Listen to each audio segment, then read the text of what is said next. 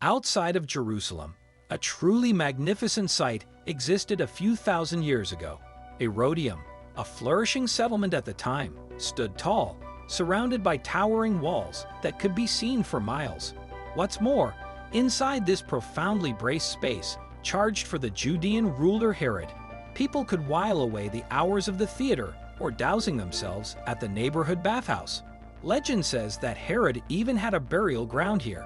However, until a truly significant discovery was made, these rumors remained unproven for decades. An incredible site was discovered by archaeologists while searching for King Herod's tomb. Herod's burial in the settlement seemed highly likely. After all, corrodium housed virtually everything a king of the time could desire, including an elaborate royal box from that theater if the region's most powerful man wanted to see a play. He had built a palace here. Additionally, second city government residences and offices were there, as Herodion was doing. However, there is one aspect that might not make sense. Simply put, Herod appears to have had his reasons for moving everything from Jerusalem to the remote desert. Furthermore, everything had to do with his mother, according to the records.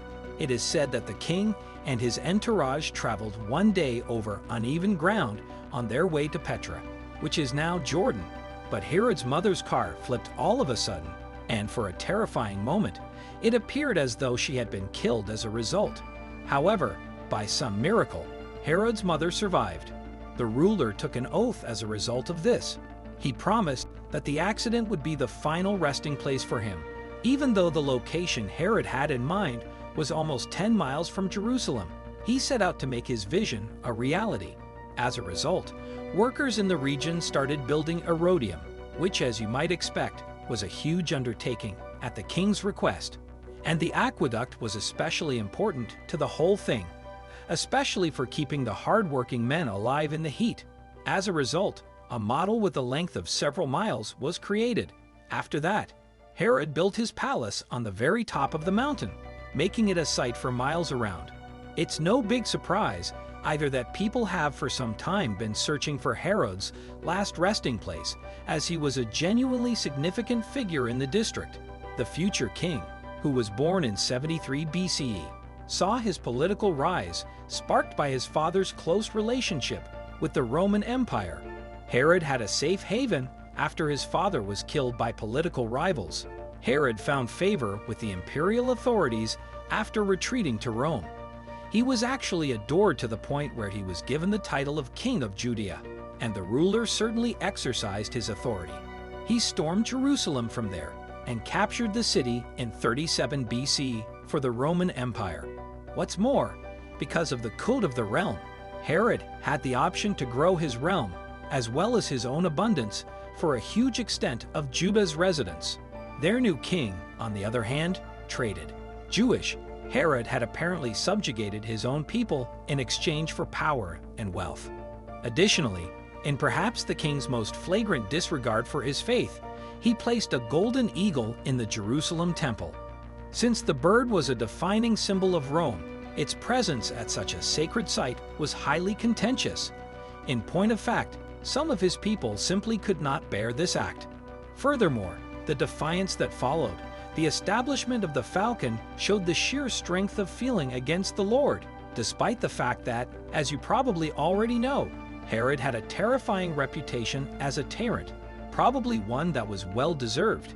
He was not going to give in, and being related to the king was almost as dangerous as opposing him. As a result, he routinely executed those who he saw as a threat to his power. Herod had a penchant for marriage, which he did on at least 10 occasions. These unions produced an even greater number of children, giving him plenty of relatives upon whom to unleash his bloodthirst. In addition to his penchant for killing family members, Herod also had a penchant for marriage, and all those wives and heirs were not to be trusted by a man who grew increasingly suspicious throughout his rule. He once accused Miriam, reportedly his favorite spouse, of cheating on him, which is just one example of the king's unhinged behavior. That to him meant that she had to be executed. Herod was even more convinced of his queen's infidelity when Miriam withdrew her affection as a result. Nothing to do with the actions of her husband. Oh no, In any case, when Herod found that Marian had been untrustworthy, she had proactively been killed. He then killed her as well, despite the fact that his mother-in-law had supported him over her daughter. The king's more distant relatives were insane.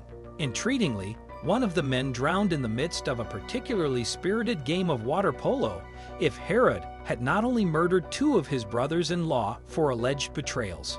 Yes, sport was a deadly weapon under this tyrannical ruler.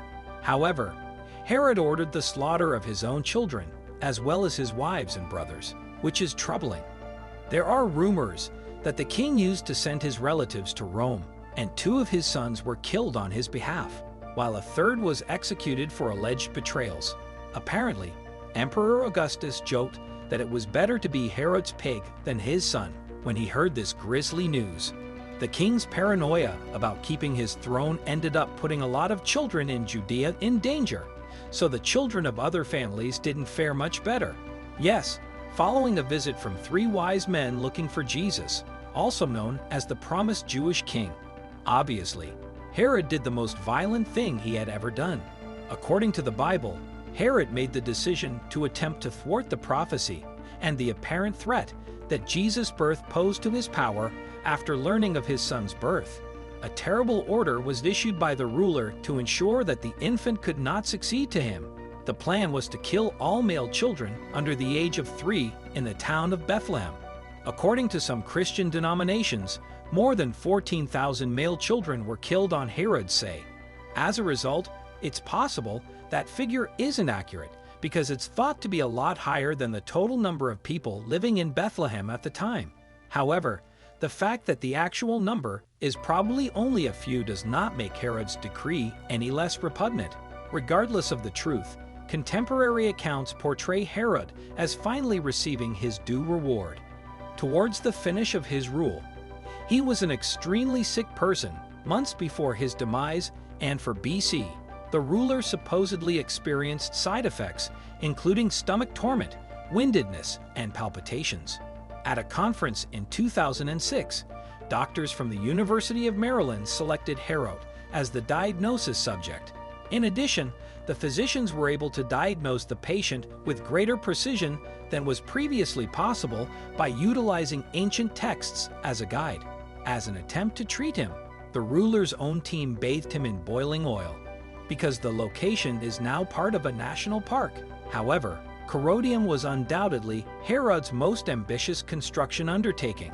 As previously mentioned, the town was initially designed to uphold the king's earlier oath that his grave must lie where his mother had survived the car accident.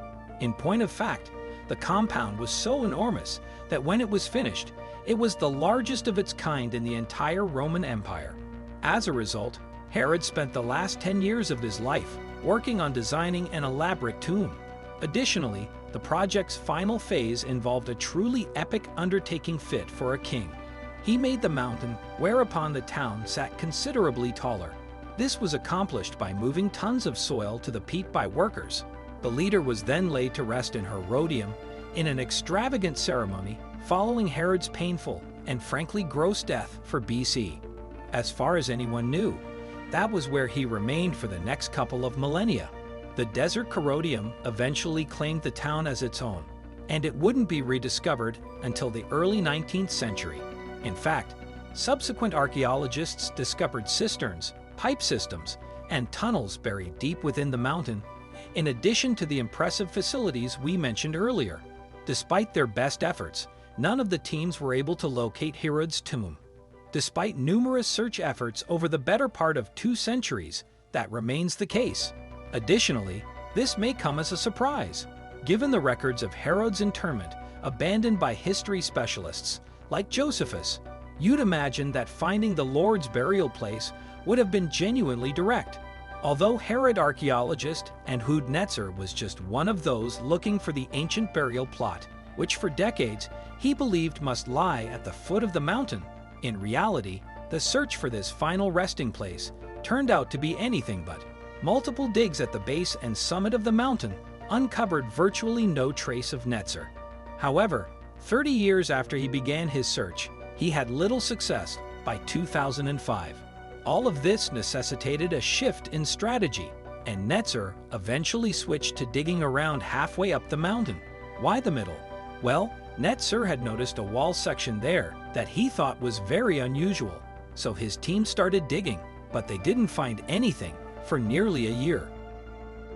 However, despite the fact that the group must have been disappointed by that, their persistence paid off in the end, in 2007. You see, the archaeologists at Hebrew University finally discovered something that they hadn't anticipated. Sifting through the nets of sandy soil, either he or his team discovered pink limestone fragments.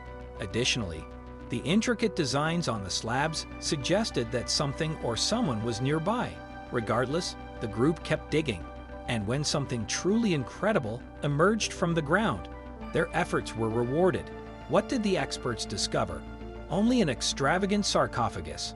In point of fact, the object was so ornate that Netzer thought it could only have been made to house a king. The archaeologist later told National Geographic that the find was a sarcophagus that we no longer see. That is truly exceptional. Thus, after millennia and a decade-long search for King Herod's tomb, the tomb appeared to have been discovered.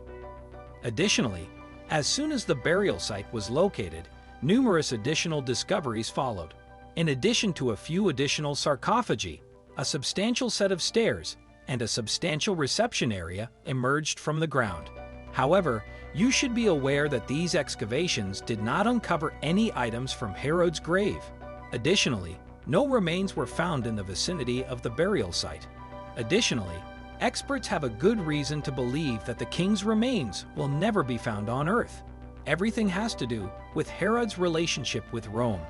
You see, Jewish insurgents opposed to Rome appear to have destroyed a significant portion of the graveyard around 60 years after Herod's death. For these dissidents, the previous lord represents their oppression, whereas he had only collaborated with the empire in his relationship. In their eyes, the ultimate act of retribution would have been to demolish Herod's music and possibly scatter his bones. All of this indicates that the two may never be assigned to Herod in a definitive manner. Thanks for watching. If you want to see more videos like this, be sure to subscribe and hit that notification bell so you never miss a thing.